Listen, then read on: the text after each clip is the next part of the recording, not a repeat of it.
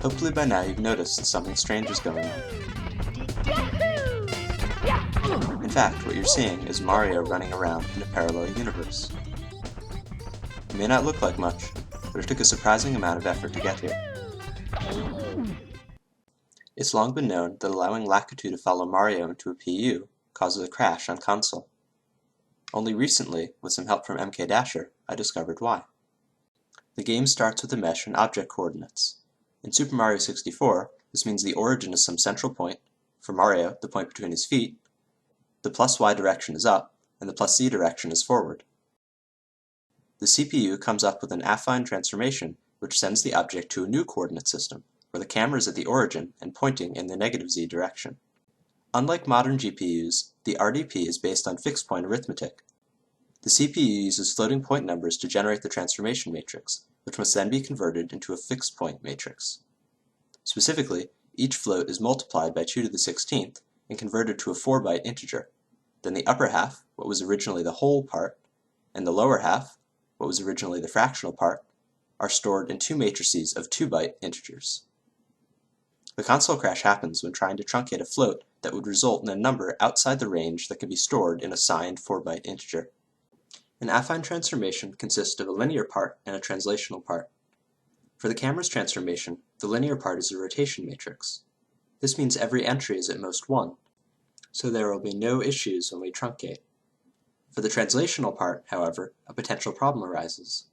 If the camera is very far from the origin, we will multiply an already large number by 2 to the 16th, and wind up with a float that is too big to truncate.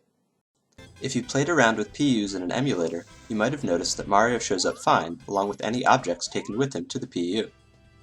The only hint that anything strange is going on is the level itself, which tends to move around in a confusing way. In fact, it's true that Mario and other objects are perfectly normal, as the translation part of their transformation is small, being near the camera. The level geometry is the only thing the game tries to draw which is far away from the camera, and the weirdness is due to how your computer's FPU handles an invalid truncation. This gave me an idea for a way to make parallel universes visible. I could simply reduce large floats mod 2 to the 32 before truncating. Here's the result, Mario standing in a PU, as if he were in the corresponding place in the normal level. Once I rotate the camera, however, something goes terribly wrong. The level seems to move around in the same confusing way that we had before.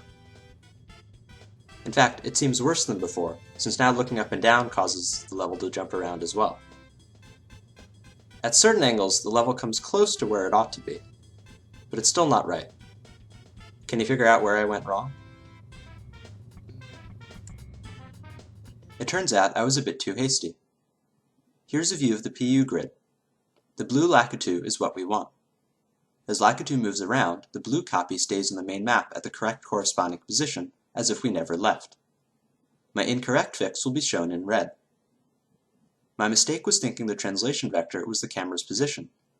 In fact, it's a rotation of the camera's position, corresponding to the origin of the main map in camera coordinates. When things work out just right, this rotation is the same as the camera's actual position mod the PU grid, and so it looks as if everything's working.